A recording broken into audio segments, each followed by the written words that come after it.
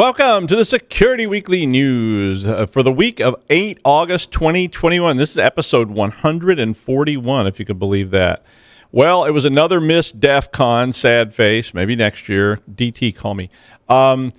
Today, SOHO Routers Redux, GPT-3, Microsoft Proxy Shell Redux, Petitpotam Redux, Flytrap, Nichestack, Bitcoin taxes, and Rickrolling. All this and Jason Wood on the Security Weekly News. This is Security Weekly. For security professionals, by security professionals. We interrupt our program to bring you this important message. It's the show that keeps you up to date on the latest security news twice a week. Your trusted source for accurate security information and expert analysis. It's time for Security Weekly News. Cybercriminals are working overtime. They're leveraging activity around the COVID vaccine to disguise phishing attacks, hoping to steal money or personal information from your employees or customers. The Barracuda Email Threat Scanner is a free tool you can use right now to help protect your business and ultimately your reputation. The Barracuda Email Threat Scanner analyzes your Office 365 accounts and identifies malicious emails that slip past your gateway and into inboxes. Find the cybersecurity threats hiding in your Office 365 email. Use the Barracuda Email Threat Scanner for free right now at securityweekly.com/Barracuda. Welcome to the Security Weekly News. Well, here we go again with the SOHO hacks, and I don't mean Westminster. First time I saw SOHO, I was like, what? What is SOHO? But SOHO is small office, home office. So if you haven't ever heard that term, but I've heard it. It was a long time ago. But anyway, it's not Westminster or you know the lower west side of New York City. Anyway, another authentication bypass vulnerability is now being actively exploited, and it seems to be on the ISP provided side of things. ADB, Arcadian, the unfortunately named ASMAX, Asus, Beeline, British Telecom, Buffalo, Deutsche Telekom, HughesNet, KPN, O2, Orange, Skinny, Spark NZ, Telecom Argentina, Telmex, Telstra, Telus, Verizon, and Vodafone, among others. So this was just part of the list of how many people are using this. And here's the commonality. All of them use Arcadian firmware. So in the end, this represents millions of endpoint routers that are not in corporate but are SOHO. So these users subscribe to various telco ISPs, and then sometimes they're provided, sometimes you buy them, sometimes you rent them. It depends on your locale. But this is the router that people have been having installed in their house, and they all use this same firmware set. So the firmware has a bypass list in it that allows for certain folders to not require authentication. So this is something people do sometimes in development. I mean, you've probably done this yourself, and you set aside some space where you can push things in there when you're testing, and you don't want to have to go through some kind of elaborate authentication, or maybe authentication isn't even written yet, and you want to put that in there. But anyway, by sending redirects to the path with HTTP, those exception folders, which are sitting out there with no authentication, can be accessed. And this is in the firmware.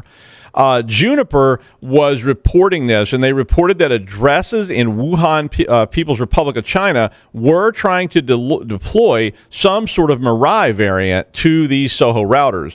Tenable then also reported a case where they were able to enable Telnet on the router by changing an option setting and putting it in the folder, and then of course you could log in. And then they reported that was actively being done in the wild as well. They put Telnet on the router, then they Telnet in, and then they push. I guess I don't know if they're pushing something over Telnet, or I guess. And they were able to log in, and then they log in with Telnet, and then they issue the statement and download Mirai from the command and control server. So and these are Mirai variants too; they're not the original Mirai. The article has a whole bunch of details on this, and there was other vulnerabilities they reported in this article as well on D-Link, on Cisco HyperFlex, Tenda AC11, Microfocus OBR, Microfocus AM. All of these have firmware updates. Understand, but the problem with SOHO is wait till you tell home users they need to update firmware. I mean, you know how difficult that is at corporate with your training. And when you start telling, great grandma somebody that she needs to do firmware updates, they're probably calling you and saying, hey, I got this weird message. Is it phishing? Is it whatever? But anyway, you may want to issue some warnings about this or provide guidance, especially if you've got home users who are using one of these various devices to access your networks. If you love Neil Stephenson as much as I do, call me Neil, come on. You may have read his novel Fall, which in that particular novel, there's a component where all these botnets are used so much for misinformation. Well, and that's not a picture of Neil Stephenson, by the way. That's the person I was going to talk about. But the botnets were used so much in this novel for misinformation. Well, companies had sprung up to create botnets that counter the misinformation. And there's this whole storyline in there where this person is being targeted by misinformation. So they set up a botnet that will actually create so much outrageous nonsense about this person that all claims about them basically are considered stupid. So it kind of nullifies the threat. Well, okay. So what's the point? So at Black Hat, Drew Lone, who the picture is, and Drew is from the Center for Security and Emerging Technology at Georgetown University, provided a demo of an academic paper where he was using deep learning neural nets to shape public opinion. Now, to point out, they didn't test this on the public because that would be unethical, and you can't do that without, you have to get all kinds of permission at universities to do stuff like that. But he was trying to shape opinion, generate rage was one of the things he said he was doing, and maybe become QAnon 2, Electric Boogaloo. And if you don't know what QAnon is, well, don't Google it, please. Don't Google QAnon, or you'll wake up in an airport singing Hare Krishna, Hare Rama. And is that too dated? I don't know. I mean, do Hare Krishna still exist? I haven't seen a Hare Krishna in years. I used to really enjoy seeing it when I was a kid. You go to the airport and you go, ooh, look at that guy. It was the most interesting thing there. And Moonies, remember Moonies? I think they still exist, but there used to be tons of cults on campus. But today, it's just all so vanilla and boring, and nobody's ever getting, kidnapped or anything. But anyway, today it's all this QAnon and Epic Media, which is run by Falun Gong, mind you, if you don't know what that is. Don't Google that either. Just don't Google any of this stuff. Just stick to Urban Dictionary. You'll be fine. But anyway, Drew was using GPT-3. And GPT-3 is an engine that was developed by OpenAI. GPT and GPT-2 were both described as dangerous by Elon Musk, who founded OpenAI. And this is Elon, so what do you expect? But GPT-2 can be handed just starting point tidbits, and it will then use 1.5 billion, with a B, machine learning language factors and create content. So yeah, it's dangerous. I mean, don't rip on Elon. I mean, he's just saying the truth. And probably trying to build a bigger one. Because if it's dangerous, we always go bigger. But GPT-3 was used in Drew's study, and he was presenting this academic research where he created an experimental army of white supremacist, climate change denying, QAnon believing virtual soldiers that generate mainstream sounding misinformation, which promote the various positions that the soldiers hold. Well, I think, Neil, you pretty much nailed it. I mean, it's a little crazy, but it makes sense. Also at Black Hat, Microsoft Exchange proxy shell vulnerabilities were described, and guess what? Well, and these were new ones. Well, all those old claims that you should not disclose weakness, and that was my first pen test response. If you ever heard me do that presentation, the first pen test response from management was that you should never disclose weakness because it'll be exploited. Not that I agree with that position, but guess what? These things started getting exploited. So right after the presentation. Proxy Shell, if you don't recall from a couple of weeks ago, is a collection of vulnerabilities that can allow remote code execution on Microsoft Exchange servers. There's 3 vulnerabilities in this. So Orange Sai, who was the Pwn to Own 2021 hacking contest winner. It was his team, I guess, or I don't know their team. I got to use those modern pronouns. So Orange Sai's team won Pwn to Own 2021. And presented this talk on Thursday at Black Hat and described the attack targeting the Auto Discover service. And Auto Discover is a feature that lets you type in something like dwight@mrfufu.com, and the server then provides all the configuration to Outlook or Thunderbird or whatever. Very common. But honeypots almost immediately began detecting scans for the Auto Discover capability as soon as the presentation was live. Of course, you present vulnerabilities at a hacking conference. Guess what? Hackers pay attention to it. This is patched, mind you. But as you all know, you don't just walk into Mordor and you don't just patch Exchange Server. So grab Samuel Gamgee and start patching. Right. On the same front, Petitpotam is an NTLM relay attack that we talked about last week or so. And it's one that allows unauthenticated machines to create a trust with another domain controller. So NTLM is this service in Microsoft that lets these things, exchange information with each other. And once this vulnerability was found, it meant that you could essentially poison domain controllers by injecting your own domain controller into that exchange. And the trust, is made using this Petitpotam attack. Microsoft had issued a security advisory on how to mitigate this in July. And the reason I was reporting on it again was because they released a free micro patch on Monday. So in July, they were just talking about how to mitigate it. They didn't even know how to block it.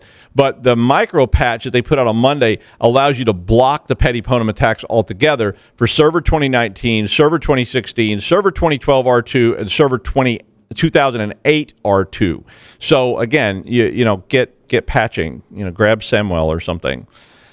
Flytrap is an Android malware that allows for hijacking of Facebook accounts by stealing session cookies. Zimperium was the research company that detected the malware, and they found that you could extract data from the Flytrap. They found you could actually steal data from the Flytrap command and control server.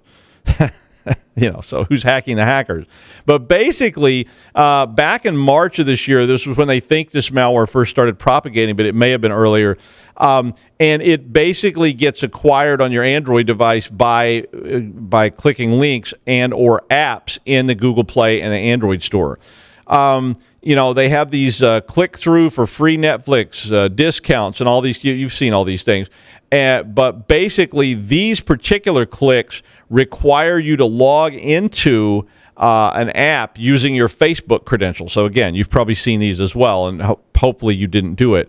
But it uses your legitimate Facebook credentials to legitimately log into Facebook single sign-on. So that API that they put in all these different apps now, so you can have a single sign-on with Facebook, and it lets you link to all these different things.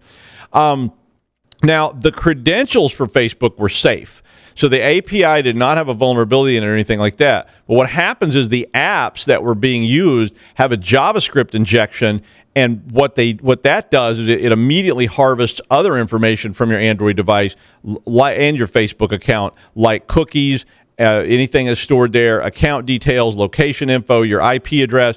And they found more than 10,000 victims of this already on the command and control server. And that did come from the actual command and control server. So if you're running Android in your environment, you may want to check that out.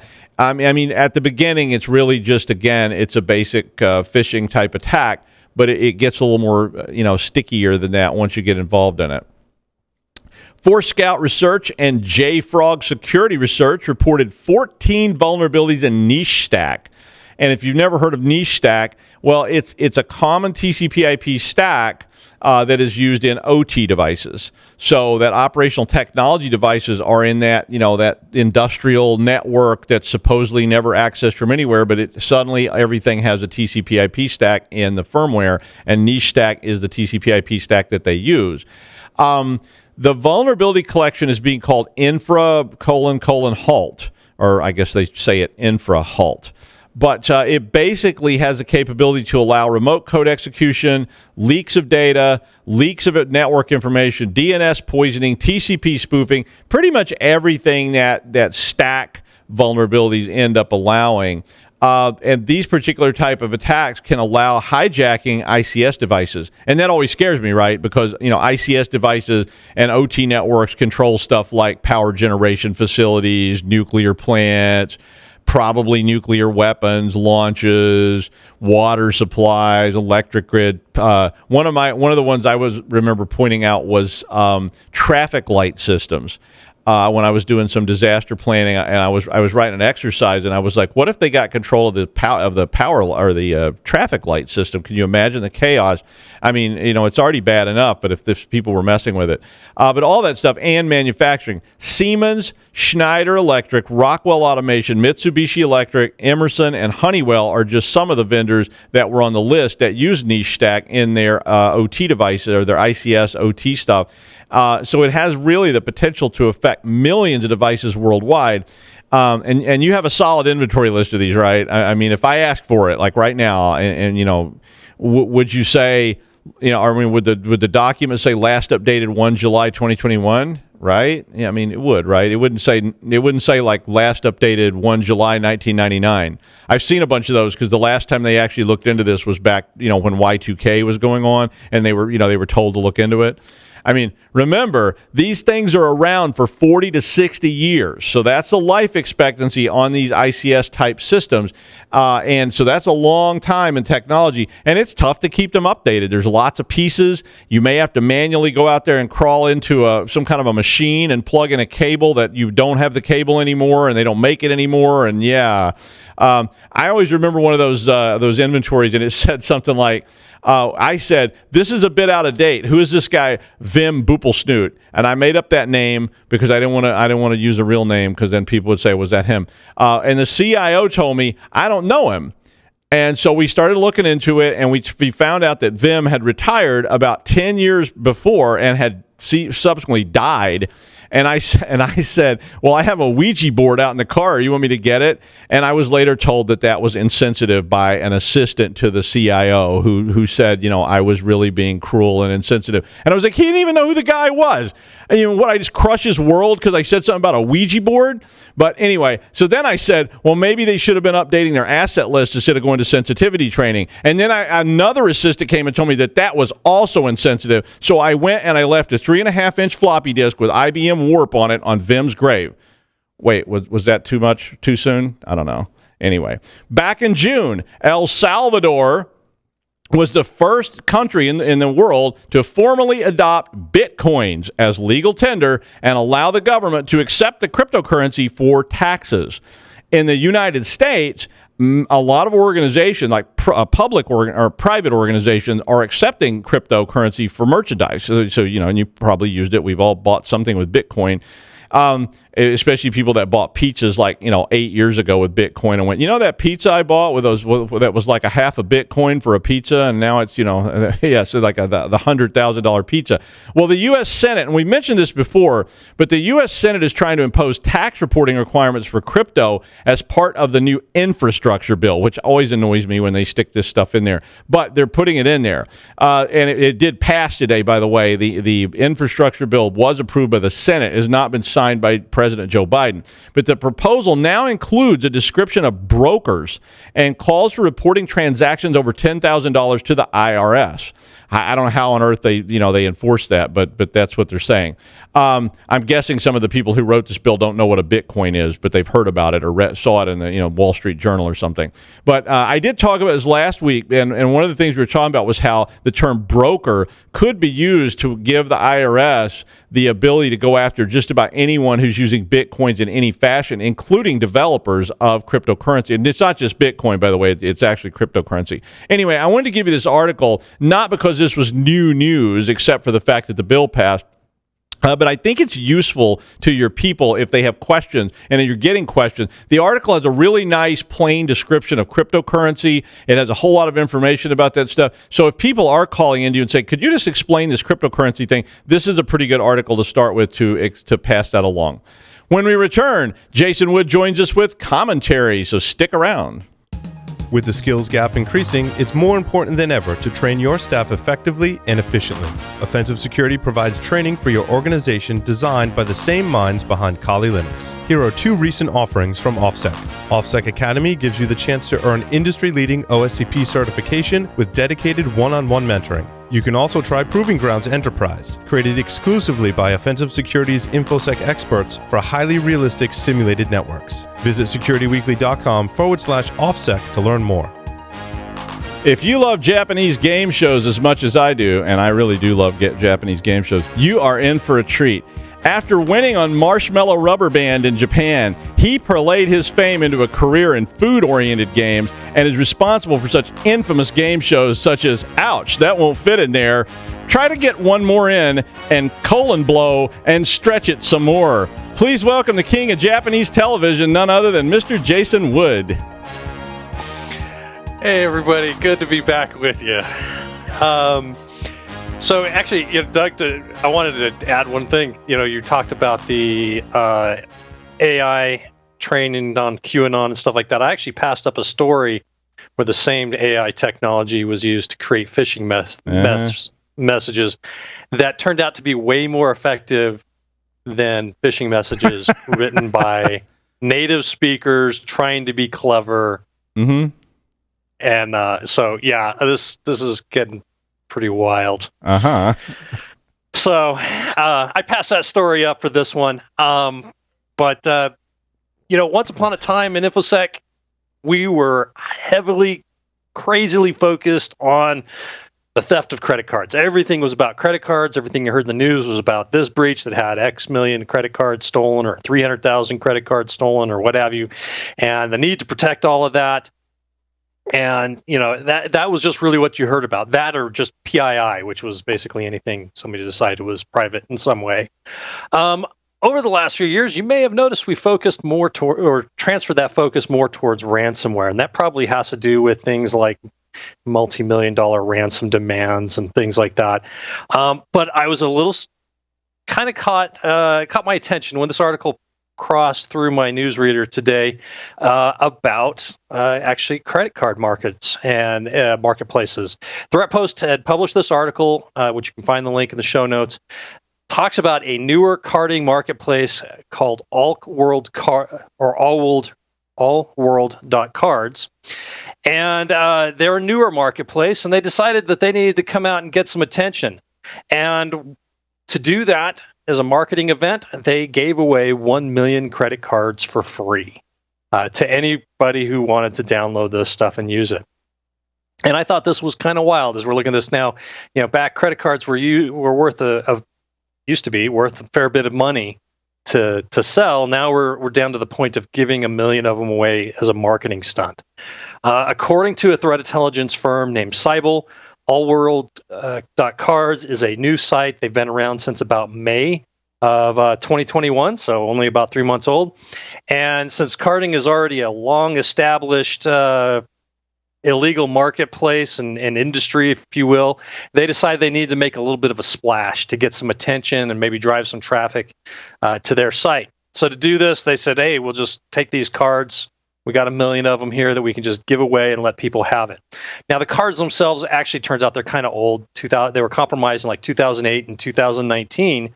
And, in a pandemic world, that seems like a lifetime ago, right? That's before when you could go to the store or a restaurant and not look around and wonder who's masked or who isn't or who's been vaccinated or whatever.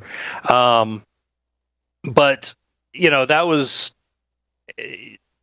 Even with these cards out here, I mean, they had a ton of data that would still be really relevant. They talk about the data that was released on this being pretty much everything. The card number, expiration date, CVV, victim name, their country, state, address, zip code, their phone, their email address. I think they missed mother's maiden name and your place of birth, but they pretty much had everything else in there.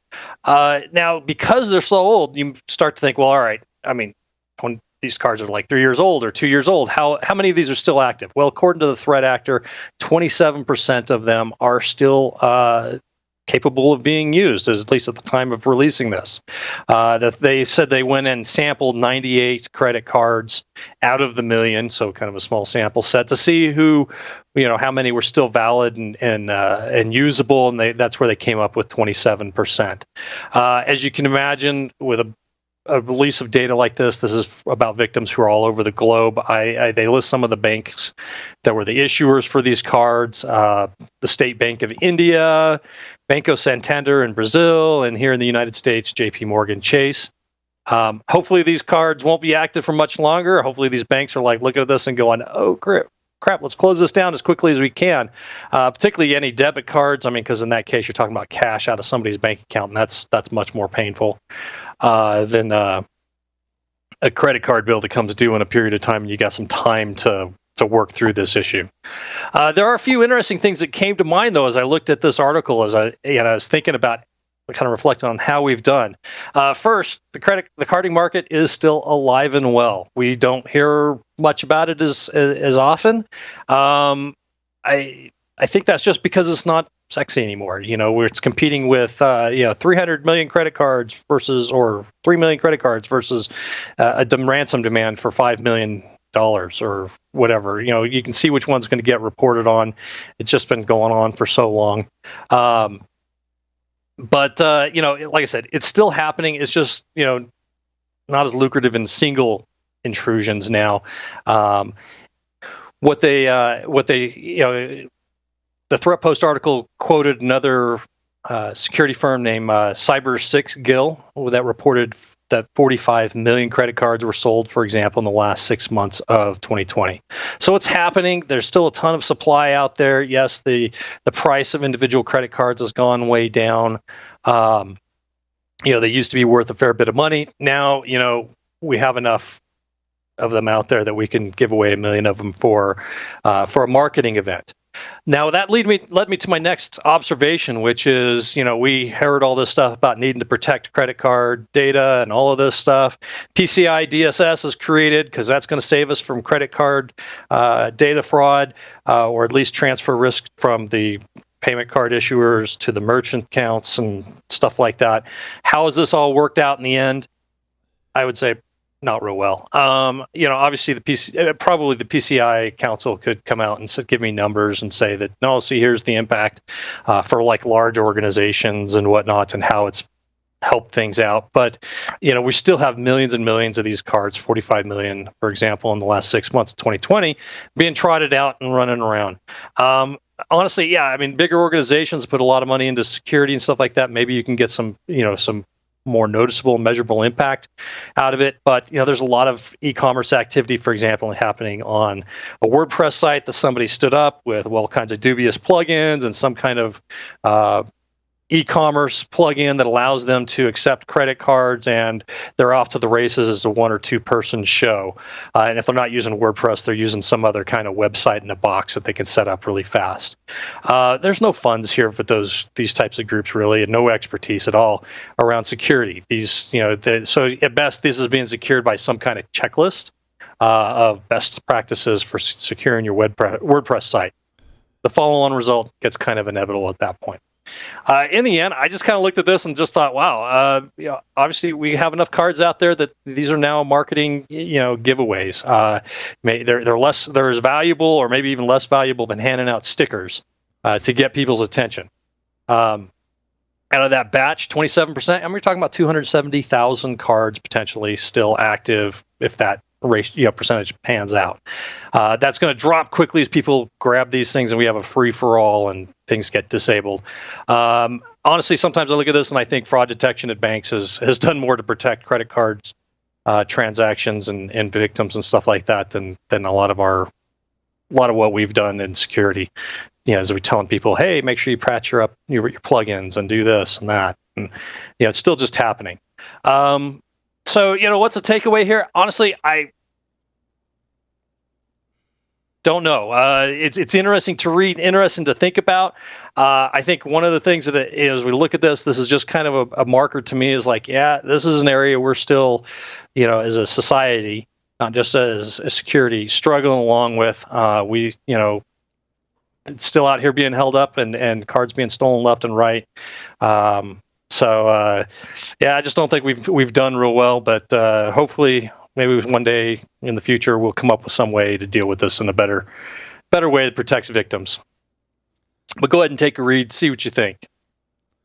Doug? Yeah, thanks, Jason. I know my friend Lou he had a card that was cloned in a restaurant in Hawaii in like 2004, and he got 3-4 notices a year, even until last year, that the card had been attempted to be used.